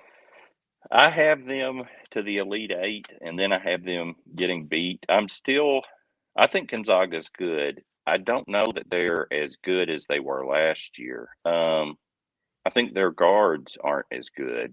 I mean, Holmgren is a legitimate talent for sure, but I've got them getting beat by Texas Tech. I mean, so I have Texas Tech beating Duke. So, it's one of those, you're rolling the dice at some point, but I think they play a physical, tough defense. And if they made it to a matchup with the Zags, it could be interesting. The thing about Gonzaga that I've watched in their losses is they've got if you've got a physical big that can just rough up Holmgren, that kind of takes him out of his game. That's how Arkansas beat him with it's not Note in Arkansas. No. Jalen Williams is the big guy. Jalen Williams is the big guy. Alabama beat them also. Alabama beat them. They had that big guy. That's how Duke beat them. That's how St. Mary's beat them. Right. Because if you can physical Holmgren, and if you can out talent Timmy, the dude with the headband, Timmy, because he's skilled, but he's not an athlete. Right. So if you can do that, I would kind of love to see. I got Memphis beating them and Holmgren matchup. Well, Memphis is a terrible matchup for them. I think Memphis putting Gonzaga out. That's if Memphis will win the first game, which who knows? But if they match up, Gonzaga might smash them. But Jalen Duren he's exactly that, a big athletic guy. Right. I think that I didn't have the guts to pick it, but I'm like, that is definitely and I a wouldn't be tough surprised matchup. No, it's because No. because full disclosure, Mama B is a Memphis State alum, so we still say Memphis State. Yeah. But since Penny had that blow up yeah, where he yelled at everybody, and you kind Yeah. of thought, okay, this is the end. Memphis has been playing real They've well, pulled it together. Yeah. and somebody mentioned to me this yesterday. They've got that 2014 Kentucky feel where it was rough, people wrote them off, but they still got dudes. And so Yeah. if they can get a little bit of momentum going, like if it's close at halftime and it's Gonzaga and Memphis, Yeah. I'm gonna like the Tigers' chances. Yeah. Well, and in March, I think, and that's part of why when you look back in hindsight, say the 2011, 2014 teams, you look at some of the matchups that were supposedly not in Kentucky's favor, just take 2011 back to that Ohio State team. Well, now that you look back on it and you're like, Terrence Jones, Brandon Knight, Deron Lamb. I mean, who did Ohio State have? They had Jared Solinger, but what kind of NBA career really did he? So talent-wise, some of those teams, when you actually look back, you're like, yeah, that Kentucky team was just a lot more talented. And you get to this point in the season, give me the guys that have the pro potential and stuff like that, because at some point that starts to shine. Absolutely. Absolutely. Yeah. So looking at the South, Arizona's the 1 seed. Who's that? Villanova is the 2. Who do you have coming out of there? Who's jumping out at you in the South region? Well, I know Zona is a trendy thing, and I have them getting beat by Houston, which I almost picked UAB to beat Houston in the first round. So, but I have Nova coming out. I have Nova beating Tennessee. I'm not a big believer in, this team's playing well right now. They're hot. Everything flips once you get to the NCAA tournament. I think Tennessee's playing really well, and they're very good. But I think Villanova they've got those veteran guys. They've kind of been through the wars, and they're going to be hard to beat. So I actually have Villanova going to the championship game. So, and see, with me, I've got zero faith in Illinois. Oh yeah, the cicadas of the college basketball season. They're only good every 16 years. There's Tennessee. Zero faith in Tennessee in the postseason. Right. History has proven me to be factual. Only one Elite Eight ever. So right, exactly. And I think Chattanooga beat Illinois in the first round. That's just me. Yep, me too. It's very Illinois got no possible. guard play. No, they don't. I went ahead and picked Illinois over Chattanooga just because I thought, well, they got upset by Loyola Chicago last year. Maybe they'll make it a game or something. But yeah, I'm with you. Villanova was the only team I felt like I had faith in, because even though Arizona's had a great season, I feel like they're not completely tested. I don't know why I feel that way.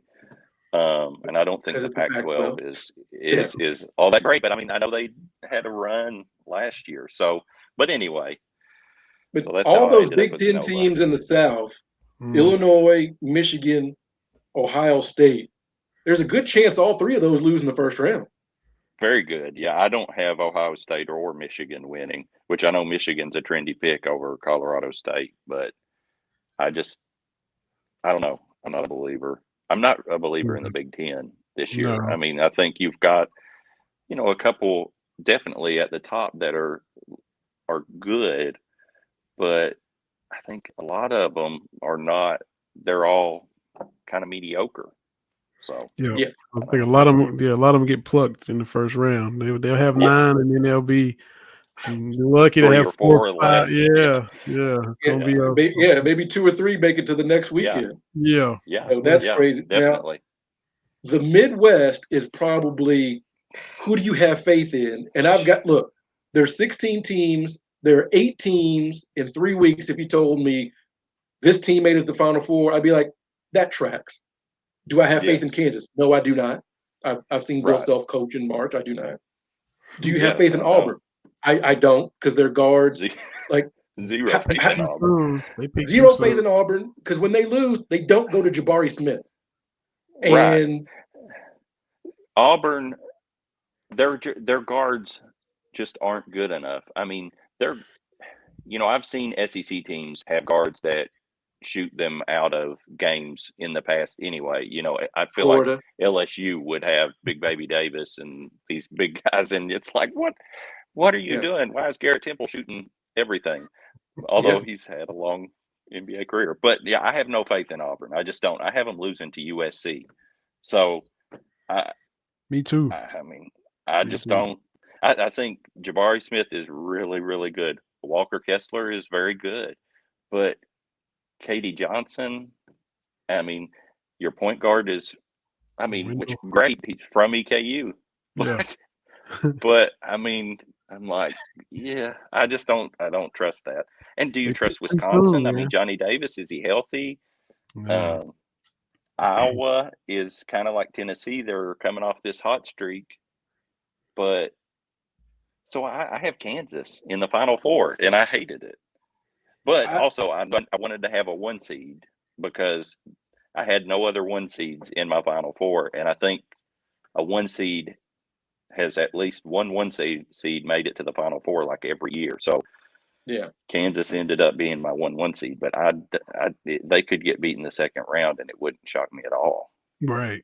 Now Mhm. I'm going to go semi-homer with Iowa coming out simply Well, you because might as well. they've got Keegan Murray, and he is a 20-plus point a game scorer, and he set a record in the Big Ten tournament Yeah. this past Yeah. weekend for points scored. And they don't play defense very well, Right. but they've got a dude that can go get buckets. And I think if you've got a dude that can go get buckets, and I think you kind of have that with a lot of these teams.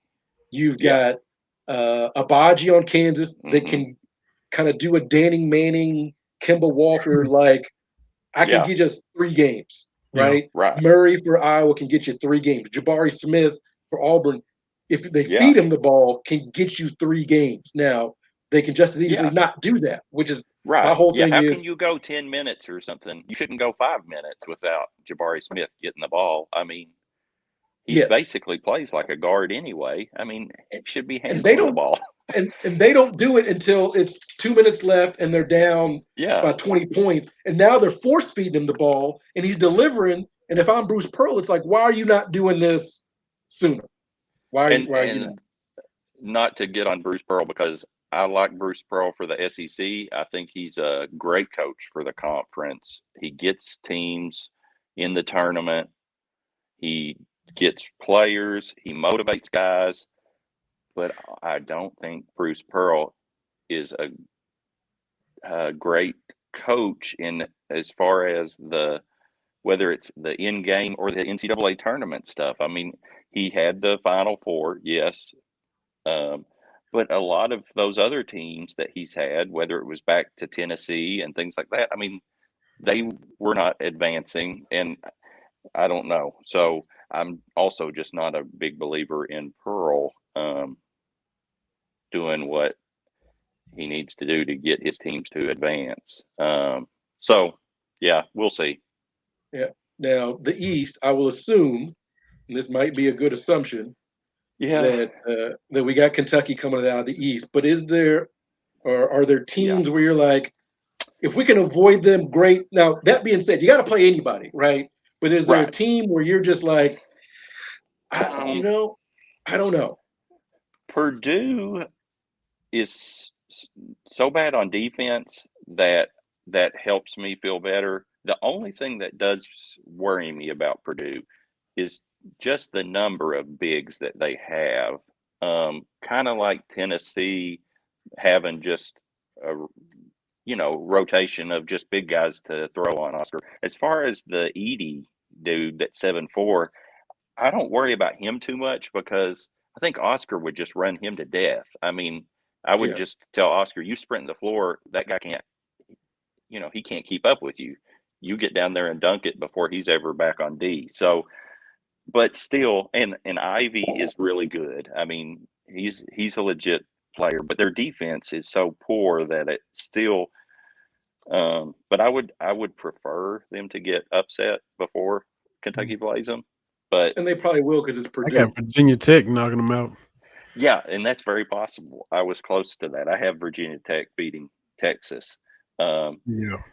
I have Baylor going out to UCLA. Yep. Yeah. I know Too. Baylor has athletic bigs and stuff like that, but especially with the news that Cryer is going to be out for at least this weekend, it's very possible that they could get knocked off. UCLA doesn't worry me a ton. I know that seems like we've struggled with UCLA lately, and I know Mick Cronin, he likes to, which I don't think that's his MO as much at UCLA as it was at Cincinnati, but he really would grind the game down. And those grinder games always end up closer than you want to be. But kind of like Mark Fox at Georgia, he would always play Kentucky to a grind in a close game, but Kentucky always would win. I mean, it'd be the SEC tournament. We'd end up beating them by 7 or something. But he'd keep it close. But so I've got UCLA, Kentucky in the Elite Eight. I don't know. What do you all think about Murray State? Is that something is that all concerning to you? I tell you, when you look back and was it 2017? It was Northern Kentucky in the first round. 2012, it was Western, I think, in the first round. It was Played Eastern one Eastern year too. in 2005, and Eastern Yes. probably more recent than that. But look, Yeah, I think I they hate maybe it. matched them up twice. Yeah, I hate Yeah. that. That just makes me mad because it takes away Kentucky fans' ability to root for Murray State. Mm-hmm. Yeah. I mean, after I think they'll still in Indy, they're going to root for Murray over San Francisco. I think that will be a boost for Murray. It's just the Kentucky fans in attendance will still root for them in that game. But the in-state schools, that's why, Duke may get put out by Davidson. If Davidson gets by Michigan State, because I know Davidson's been trying to play Duke and Coach K's been ducking them. Yeah. So playing in-state schools, Kenneth Fareed and Moorhead a few years ago, right? Putting Louisville out. It's not fun if you're the right. And Murray program. is the same way. Murray, they've in their mind, have wanted to play Kentucky for a lot of years, and Kentucky won't, they won't come to Kentucky unless Kentucky goes to Murray, I think is the whole thing. And Kentucky's never going to go to Murray State. I mean, because that is a no-win situation, I feel like. But anyway, I think Murray is a good team, but I don't worry a ton about that. So, yeah, I've got Kentucky in the Final Four, got them in the championship and winning it. So I do too. Me too. And that obviously we all know that's no guarantee of anything, but I feel like they have what team do you have just complete faith in on this sheet? I can't find anybody that I would say, I find some that I'm like, they're going to win some games, but the effort that you're going to get from Kentucky. And that's something that the fans, I think, really like about this team is, you're going to get 100% effort. You know what you're getting from Oscar. Sure, could he get in foul trouble? Can they miss shots? But all things considered, they're going to have a shot to win every game they're in. And that's my takeaway from the Tennessee game. Kentucky did not shoot nearly good enough or well enough. My mother, the English teacher, going to be mad at me. They didn't shoot well enough to have it down to a one-possession game with a minute left. Like, as bad as they shot. It was the worst case scenario of games is what they played. You lost Oscar over halfway through the first half. I mean, he fouls out. They can't make any shots. Everything was pretty terrible, and they still somehow ended up in a one-possession game. If they corral that defensive rebound, who knows what happens? So give me that team that when Oscar's fouled out, when your shooters aren't shooting, your dribblers ain't dribbling, but you're still in the game. Give me that team, because we've been around long enough to see Kentucky teams have some weird losses, but then Oh turn it yeah, on. So and yeah, that's my thing. Kentucky fans got to stop being scared. Like yeah. You're I'm looking, I'm Kentucky. looking, I'm looking at all the stuff you got above your head, Randy and Yeah, Vinny, all your stuff. Like, say it with your chest, man. Like, yeah. it's March. Like, why are Is we like? Alabama that scared? Are they that scared? In football, is Alabama? Are there? I don't feel like it. I don't feel like No, Alabama fans are like constantly terrified. yeah, Yeah, I'm like, you're Kentucky. You know, we just beat good at teams some point. before. Yeah, We yeah, beat the Dukes of the world. We beat North Carolina in the tournament. We beat UCLA in the tournament. We beat good teams. Say it with your yeah, chest, man. Like, yeah, we're yeah, Kentucky, Beat Kansas for a championship. So yeah. right? yeah. Right. So yeah, I'm saying yeah, and that's one thing about John Calipari that I really that is a difference between him and say Rick Pitino when he was at Kentucky is Cal wins. He gets his team to win a lot of different ways, and guys, fans would, well, I wish we would just run all the time, or I want them to shoot more threes, or I want them to do this or that.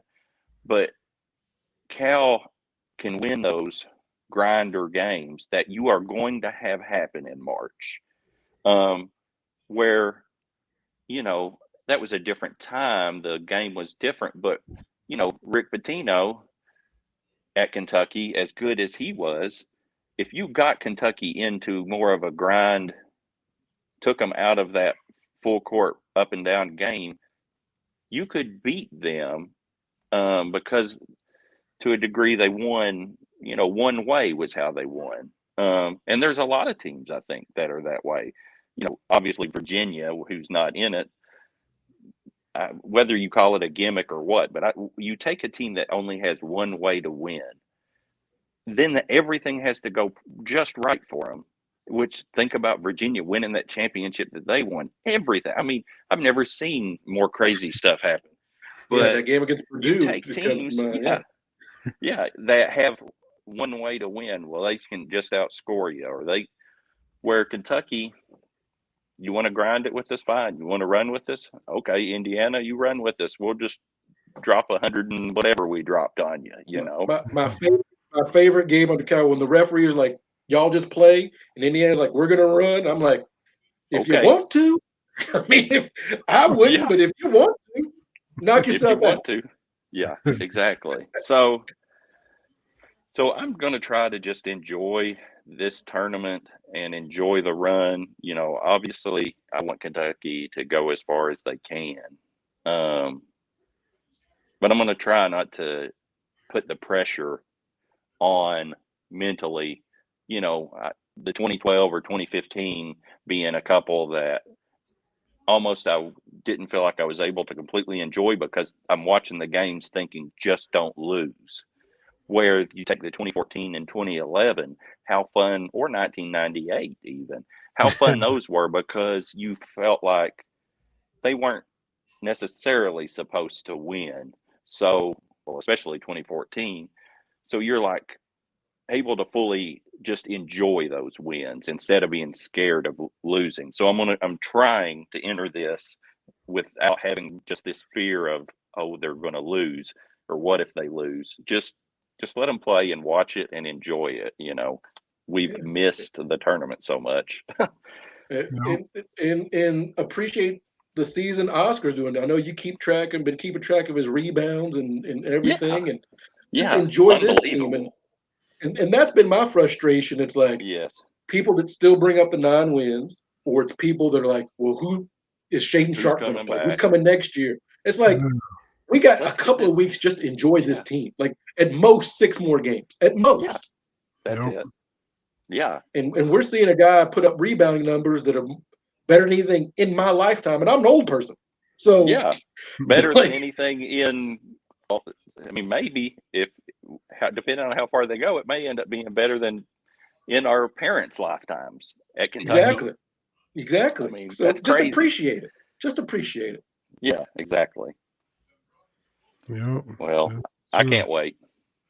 Yeah. Absolutely. Well, we Come don't want to on, keep you. I know Noon you tomorrow. gotta Yeah, do pick up I and drop gotta. off and everything. Yeah, I've gotta make a run to the dance studio I understand, but we Yeah, before appreciate you, I go Randy. dancing tomorrow. that's That's right. See what you did there, man. that's media thing. That's layering and Yes. all that kind of stuff. But Big Blue Express on Facebook and Twitter. Really great to have you on, Randy. We certainly appreciate it, and we'll be on those Twitter streets watching the Cats tomorrow. Definitely. All right, guys. We'll get you back on a lot sooner too, Randy.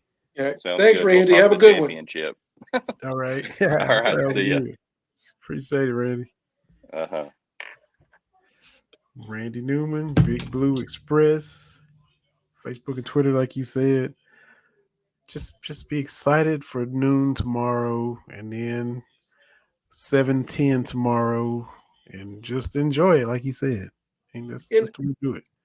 And that's my thing is we get to this point, and I've heard people say, if we don't make the Final Four, it's a failure. It's whatever. Well, Mhm. no, Kentucky definitely has got to get to that next weekend. But then weird things start happening, right? There was an article in the Athletic, Roy Williams talking about that '97 Kansas team, and he considered that a big failure. So, my point forever and ever has been it's not just a Coach Cal thing. The teams that are supposed to win don't win. Every Mhm. coach has at least one or two teams where you go back and you're like, how did that team not win? Like, how did Rayful Friends, Paul Pierce, and Jacques Vaughn, how did they not win? Like, it doesn't compute. They were 37-2, whatever it was. How that team? And poop happens sometimes. Mhm. And what has made Kentucky is more times than not, we get the breaks. We've been, I've heard people complain about the injury bug. Well, we had a long stretch where we didn't have a lot of major injuries, but sometimes those things happen. Or sometimes the ball doesn't bounce your way. Like sometimes that just happens. When you look at, the devastating loss of 2015, the devastating loss in 2014, the beauty of being Kentucky is you can come right back. I mean, how many programs can have a 9-win season and come back and be one of the favorites to win the whole thing the next year? Yeah. Not too many programs can do that, Yep. right? I tell people, the Christian Laettner shot. I got my Unforgettables shirt on. It hurt, but then, a few years after that, you go to 3 straight title games. Like there's so much good for Kentucky basketball that looking for the bad, it's mind-boggling. Kentucky basketball makes me drink champagne. Like what are you talking about? And they keep coming out with since Cal's been here, Kentucky still has more tournament wins than anybody else, and they've missed 2 whole tournaments. That goes to show you that when they're in the tournament, they do pretty darn well. So focusing on they didn't win the whole thing. Well, we've only won 8 in 80 years. And I refuse to believe the other 72 were complete failures. I refuse to live in a world where 38-1 is a failure. I refuse. I refuse to live in a world where 2014 and Aaron Harrison's heroics were for naught. I refuse to live in that world. There's so many moments that you can go back to that aren't necessarily championship related.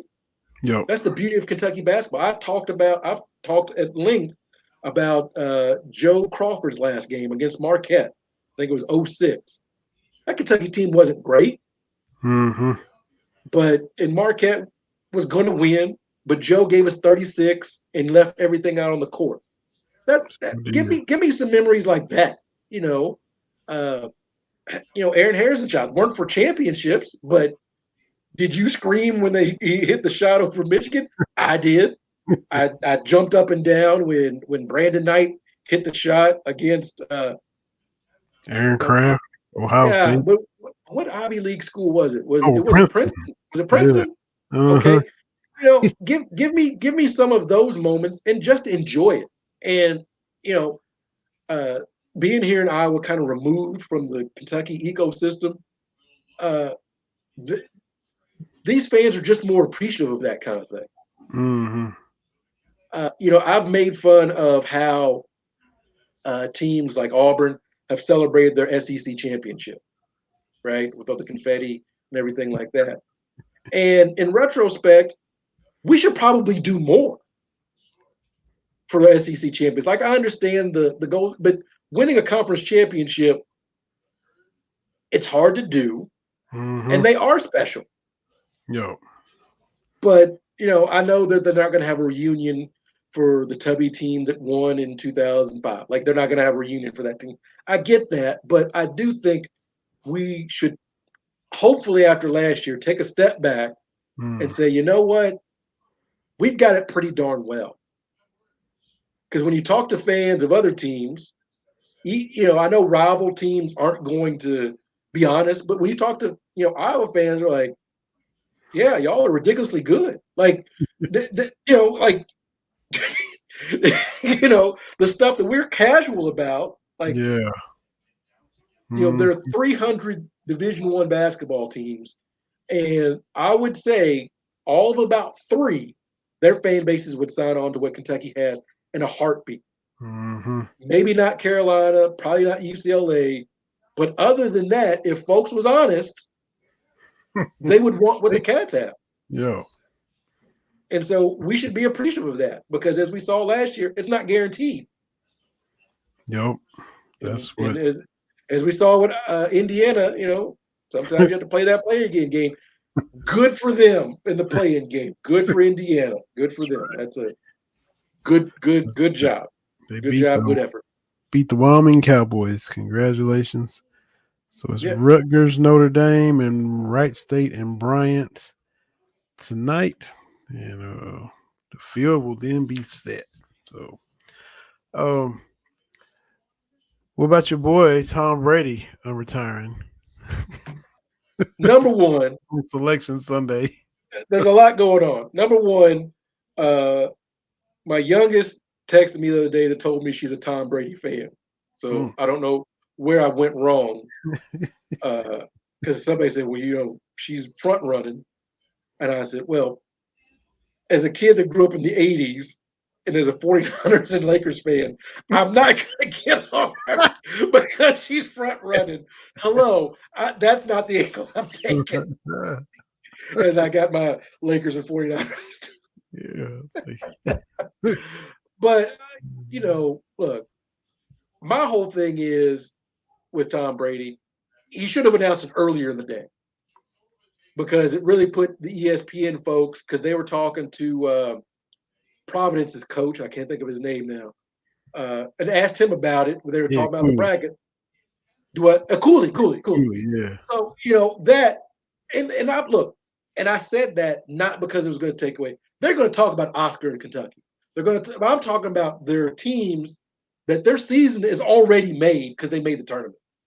You're taking the oxygen away from those discussions. Like, Arizona's going to get talked about. Duke is going to be Duke. I'm talking about the Murray States and those teams. But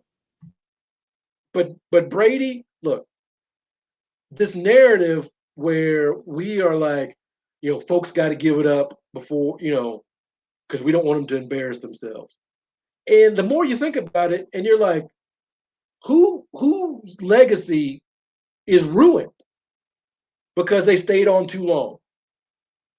I'm a Jerry Rice fan, and the last thing I think about is how he got cut in training camp with the Denver Broncos. Like, that's not my memory. You're an Emmitt Smith fan. Do you think about when he was getting 2 yards per carry in Arizona? No. The great ones, it's one of those things where, like, oh, you remember Willie Mays for the Mets? No, that's, people throw those things out, but it's not really what we remember. And we all actively forget Michael Jordan on the Wizards. Like, we just, The Last Dance came out. We said, oh, that's The Last Dance. We don't even acknowledge that, right? So, besides every now and then on Twitter, somebody putting a picture of Akeem in a Raptors jersey, ain't nobody thinking about that. Yo. So for me, he was good last year. Tom Brady was good. They did not lose that game because of him Right. against the Rams. The defense didn't do it. He did his job. He left the field. The game was tied. Yep. So keep playing. Keep playing. Like folks that was talking about Vince Carter. Like if he's still doing it and people want to pay him, keep doing it. Like I don't know where we want folks to have this fantasy of guys retiring, just kind of out of the blue. The only things I can remember is Barry Sanders and Calvin Johnson. That's because they looked around the line like, I don't want to do this. Yeah. I still got to play with them. I don't want to do this. Jim Brown left the Browns because he was making movies. And Art Modell said, you come back, I'm going to find you. He's like, I'm out. Like, but other than that, who else just walks away when they still got stuff to prove? Most people, it's because they physically can't. Troy Aikman, I've been hitting the head too much. Joe Montana physically couldn't do it anymore. Very rarely do you just see people be like, oh, I'm good. You go until your body gives out. The thing with me as a Kobe Bryant fan, he could have walked away with the Achilles tear. Nope. And anything post Achilles tear, it was a bunch of mediocrity until his last game, and he gave us that moment. But other than that, he didn't do anything after the Achilles tear that would change his legacy. Yeah. If Tom Brady comes out and he plays like Jimmy Garoppolo next year, no one's going to mention that before the 7 Super Bowls. Like, no one's going to mention that. Yo. That's ridiculous, right? Like, that's not how things work. And so if people want to keep going, and I remember Jerry Rice talked about when he left the Raiders, he said, I still want to play. I'm going to keep playing until there's nothing left in the tank, because when it's over, it's over. Mm-hmm. And you can't go back. And so I think you hear more regret from the guys that think they retired too soon than the guys that stayed too long. That's true. The guys that think they retired too soon, there's some bitterness there. But the guys that hung out, like, I gave everything I had. There was literally nothing else for me to do. So, Tom Brady's Tom Brady, whatever. But for me, other than the announcement during the selection show, or right, Kentucky got announced. Other than that, I don't care. I mean, I'm not a Brady fan. I can't knock him. But if he want to keep, if he want, and that's the thing is, like I said, if he wants to keep playing, nothing negates all those Super Bowls. Nothing. Like, it doesn't take away. Jordan getting stripped in a Wizards uniform doesn't take away what he did in Chicago, right? Emmett, fumbling in Arizona doesn't take away any of that stuff. Like, just like Jerry getting cut in Denver, being the 6th wide receiver in Seattle, that don't change who he was. Mm-hmm. Like Vince Carter playing 10 years after that dunk contest he gave us, that doesn't change how awesome that dunk contest was. So, and the thing is, with sports fans, you have to realize it ain't your money that Buccaneers are paying. Mm-hmm. And it's not, quote unquote, your legacy. What do you care? That's true. And he was talking about wanting them to play till 45 anyway. And I mean, you're right there. If that's something you want to do and he's still capable of doing, he turns 45 in August, go ahead. And I was like, oh, even when he announced he was retiring, I was like, oh, I thought he's going to be that close to 45 and not. And he's earned the right to have a stinky season. He's earned that right. Like I said, even if he comes out next year and he's throwing the ball away like Jameis did in Tampa, he's earned that right. For me. And I'm not going to call Tom Brady old because he's 2 days older than me, so I'm not going to call him old. But but I tip my hat to him. He's still doing it at a fairly high level. And like I said, if he still wants to do it, Why not? Mm-hmm.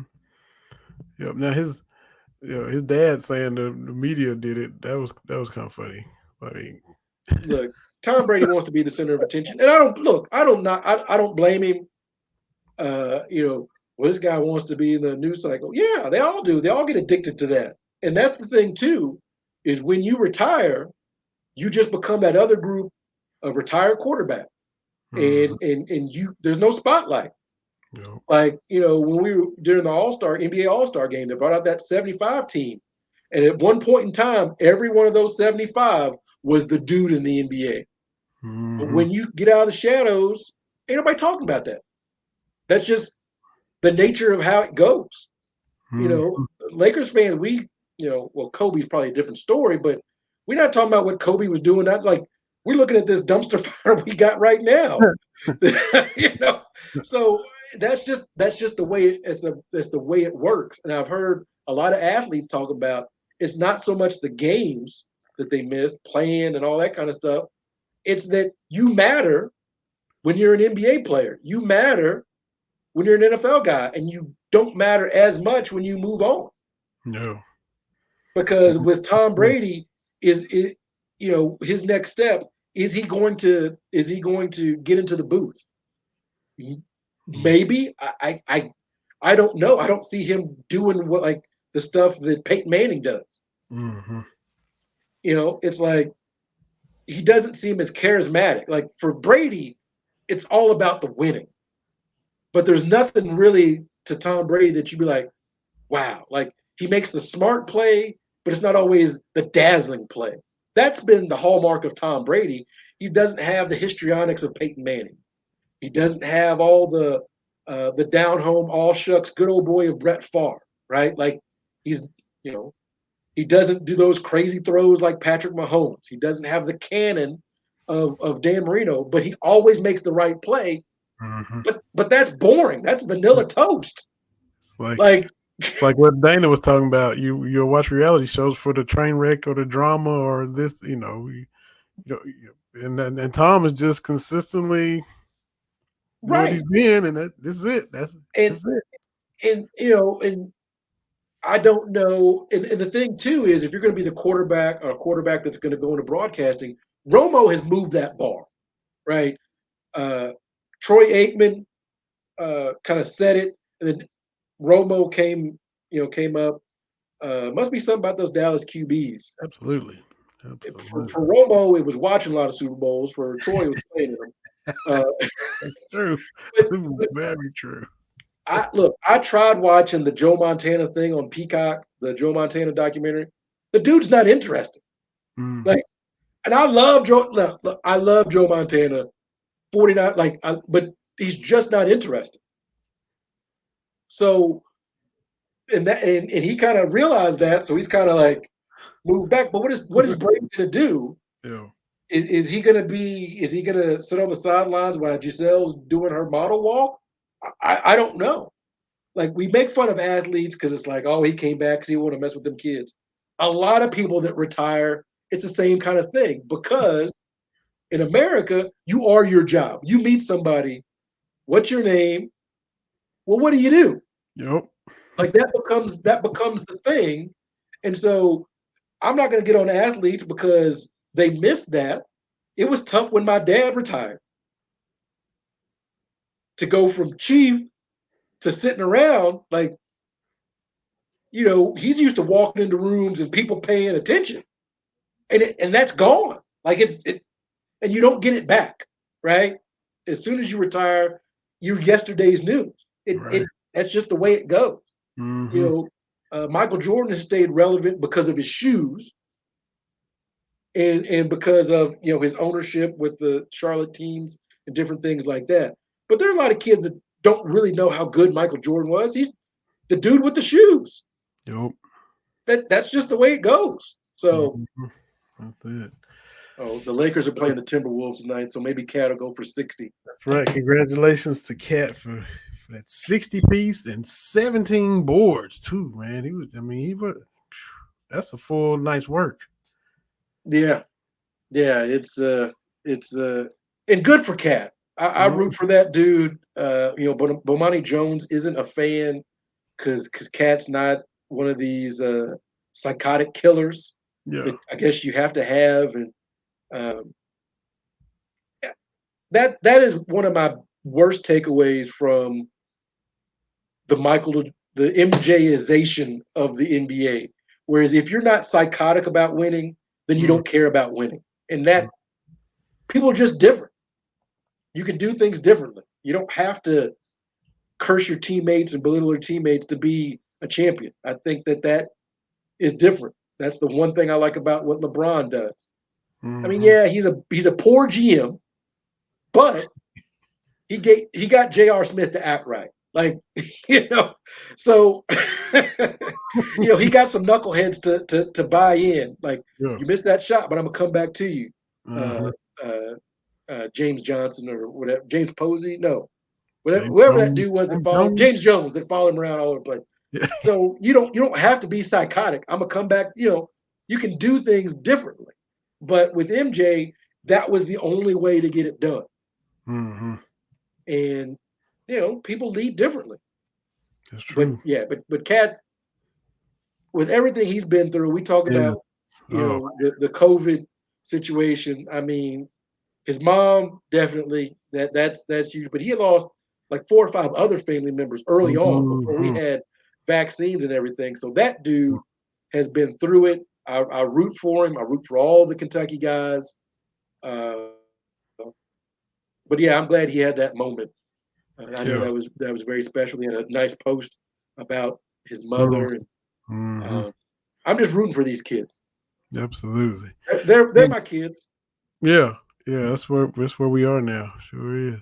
And congratulations to the UK Rifle kids for going back to back. We're talking about playing for championships. They brought home another one. Coach Mullins, UK Rifle, back to back chips. So congratulations to that.